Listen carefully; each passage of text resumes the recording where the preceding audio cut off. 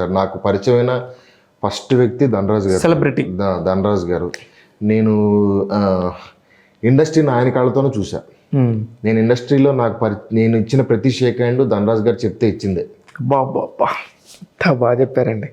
ధనరాజ్ నీ జన్మ ధన్యం బ్రదర్. ఎందుకంటే అంటే నా ఉద్దేశం ధనరాజ్ కూడా ఎంత మంచోడో నాకు తెలుసు, అందుకని. సో ఆయనతో పాటు ఉంటున్నప్పుడు ఆయన చేసే సినిమాలతో ఆయనతో పాటు ట్రావెల్ అవటం, ఏదో ఆయన రాసుకుంటున్న స్కిట్లు, అప్పటికి ఆడియో ఫంక్షన్లో స్కిట్లు చేస్తుండేవాడు, వాటికి ఏదో మాట సహాయం చేస్తాం. వీటిల్లో నుంచి అలా ధనరాజ్ గారుని ఇలా చేద్దాం అనుకుంటున్నా ఒక షో, మీరు ఎవరన్నా తెలిసిన రైటర్ని ఎవరు ఉంటే చెప్పండి అంటే ఆయన నా పేరు చెప్తే అప్పటికి నాకు రైటింగే నాకు ఏం రాదు.